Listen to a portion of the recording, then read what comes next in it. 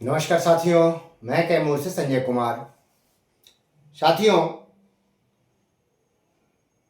आज सुबह सुबह किशनगंज के बंधु ने हमको फ़ोन किया और जो उन्होंने बताया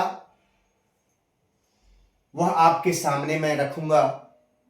मैंने कहा था कि ईपीएफओ में वो सुविधा है जो कभी भी एनपीएस में नहीं है और ना ही उम्मीद है। थोड़ी सी कमी है, उसको कैसे हम लोग दूर करेंगे वो भी मैं बताता हूं। साथियों, जब उन्होंने फोन किया, सारी चीजें हमको बताए, तो मैंने कहा कि क्या मैं इसको यूट्यूब पे भैया चला सकता हूं? कहे कि नहीं नहीं नहीं सर, देखिए मेरा भी बंद हो जाएगा। हमें कि ऐसी कोई बात नहीं है, आप ठीक है, आप कहते हैं आपका नाम मैं नहीं रखूंगा।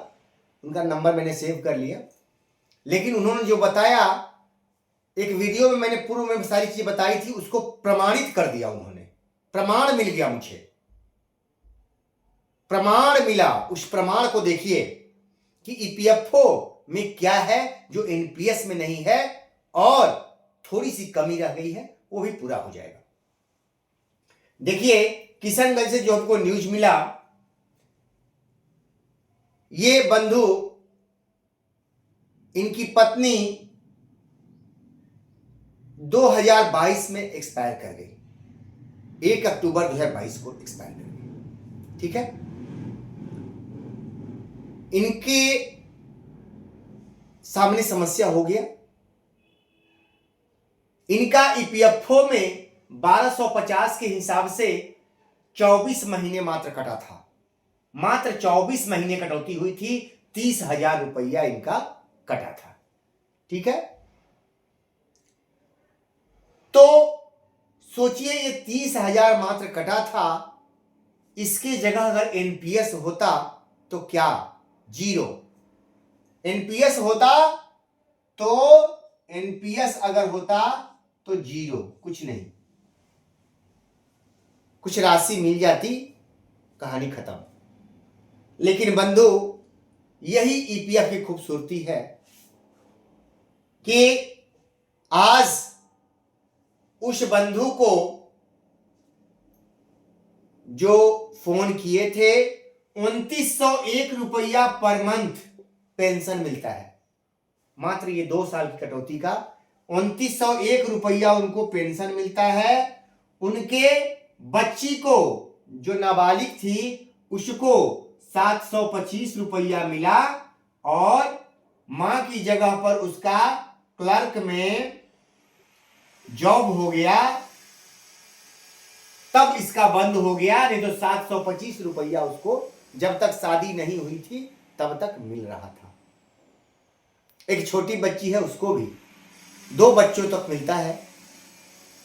तो मैंने एक बताया था आप लोगों को, लेकिन आज इसका प्रमाण मुझे मिला है। सोचिए, 1250 रुपया 24 महीने, 30,000 मात्र कटौती हुआ, और इनको आजीवन पेंशन मिलेगा। समझ गए बात को? यही चीज जो कि एक छोटी राशि है, तो कटौती क्या हुआ था ये देख लीजिए। 12 साल 9300 की नौकरी में 12 साल 34,540 वाले नौकरी कर रिटायर हुए हैं। 2900, 3,000 रुपया भैया, 3,000 रुपया मिलता है उनको पेंशन। समझ लीजिए, 4 लाख 5 लाख कटौती हुआ है, किसी का 6 लाख हुआ, किसी का 7, आपको 6 लाख रुपया, 6 लाख रुपया का अब सोचिए 3,000 रुपया मिल रहा है। कोई तुलना है? अब सुनिए, ये तो आपको प्रमाण के साथ मैंने दिखा दिया जो ईपीएफ में है। दूसरी चीज, ईपीएफ डेट ऑफ ज्वाइनिंग से, असली हम लोगों का यही है, जो डेट ऑफ ज्वाइनिंग से आदेश है, थोड़ा इंतजार कीजिए। रिटायर हो गए हैं उनको भी देना होगा, लेकिन जो रिटायर हुए हैं नियोजित के रूप में, विशिष्ट के रूप में रिटायर हुए तो नहीं, नियोजित के रूप में अगर आप रिटायर हुए हैं तो उनको देना होगा 100%। तो सोचिए, एक बंधु पूछे कि ग्रेच्युइटी का लाभ कब तक मिलेगा भैया। न्यायालय में सरकार बार बार भाग रही है, केस तो लंबा चला, बहुत लंबा चल रहा है, थोड़ा सा ध्यान लोगों का कमजोर रहा, उसको खिंचवाते रहे, नहीं तो इतना लंबा समय नहीं लगा होता। लेकिन वो ग्रेच्युइटी भी 100% मिलना है, ये जान लीजिए, एकदम मिलना है। जिनकी सर्विस कटी नहीं है और जिनका 20 साल 10 साल कट गया है, विशिष्ट बन गए हैं, नौकरी नया नौकरी हो गया है, तो 20 साल की नौकरी वो जीरो हो जाती है, जैसा मैंने बार बार कहा है छत्तीसगढ़ में हुआ है। अब दूसरी चीज, कई बंधुओं का प्रश्न होता है कि भैया ये ईपीएफ मूल वेतन पर नहीं कटेगा, ईपीएफ मूल वेतन पर, ठीक है, मूल वेतन, तो भैया एकदम कटेगा। थोड़ा सा धैर्य रखिए, उस चीज को ओपन नहीं कर सकता, प्रमाण मिल गया है, ये मिलेगा, 100% मिलेगा, जहां तक मुझे भरोसा है। 99 1% उसमें माइनस कर लीजिए, लेकिन 99% है कि ये मिलेगा, क्योंकि प्रमाण मिला है और उस पर मैं पूरी टीम, मैं ही नहीं, पूरी टीम लगी हुई है, पूरी टीम हमारे शिक्षक समूह की जो है, जो शिक्षक वाकई में योद्धा हैं, वो लगे हुए हैं। ये भी हम लोग हासिल कर लेंगे। जिस दिन ये हासिल कर लेंगे उस दिन आपको पुरानी पेंशन की याद आ जाएगी, पुरानी पेंशन यानी ओपीएस की याद आएगी ईपीएफ में।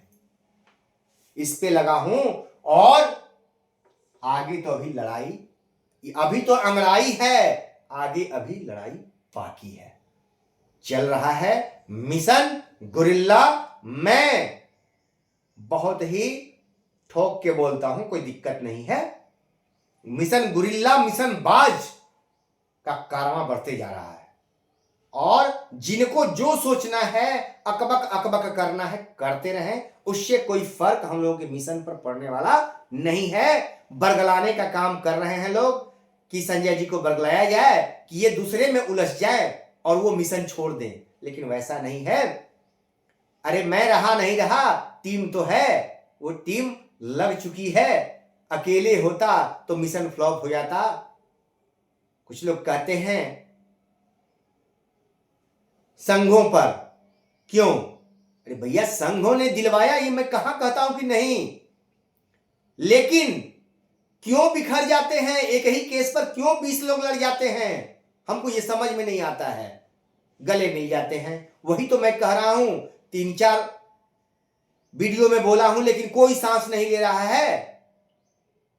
अगर शिक्षकों का हित चाहते हैं तो एक मुद्दा एक केस पे आ जाइए ना, लेकिन नहीं, कोई संघ सांस नहीं ले रहा है, और आप गला फाड़ के कहते हैं संघ। अरे संघ को मैं दोस्त नहीं, संघ कभी भी बुरा नहीं होता, संघ के लोग बुरे होते हैं, संघ के लीडर बुरे हो जाते हैं, संघ कभी बुरा नहीं होता है। संघ तो कारवां लेकर चलता है, संघे शक्ति कलियुगे कहा गया है, लेकिन नेताओं ने उस संघ को किया क्या, एक आदमी का जागीर बना के रख दिया। यही दिक्कत है। जैसे पूर्व में जन्मजात राजा हुआ करते थे, वही बात हो गई है, जिसके चलते ये हश्र हो रहा है कि उस शिक्षकों के हित की लड़ाई नहीं, अपने पद को बचाने के लिए उसके हित की लड़ाई लड़ना शुरू कर देते हैं। यही दिक्कत की बात है। ठीक है भैया, तो ये अहम जानकारी मुझे मिली, तो मैं सोचा कि आप लोगों को शेयर कर दूं कि देखिए ईपीएफ में क्या है, जो मैंने कहा था उसका प्रमाण मिल गया है, अब कोई दिक्कत नहीं है। और आगे कहता हूं ना मैं कि भैया हम लोग लड़ाई लड़ रहे हैं, पूरी टीम का नाम ओपन में नहीं कर सकता, लगे हुए हैं लोग, और जिन लोगों को मिर्ची लगना है लगता रहे, कोई फर्क नहीं है। हम लोग अपने मिशन पर है, पूरी टीम मिशन पे लगी हुई है, कहीं हम लोगों में कड़वाहट नहीं है, ना ही पद की लोलुपता है, ना ही पैसे की लोलुपता है। तो मैं तो कह भी देता हूं कि जिनको पद और पैसे चाहिए वो हमारे साथ भैया नहीं जुड़ेंगे। हमारी टीम एकदम फ्रेश है और लड़ रही है नियोजित के स्वाभिमान के लिए, और नियोजित का स्वाभिमान हम लोग जिंदा रखेंगे पूरी तरह से। एक दिन ये नियोजित बोलेगा, जय नियोजित, तय नियोजित, निर्भय नियोजित। नमस्कार साथी।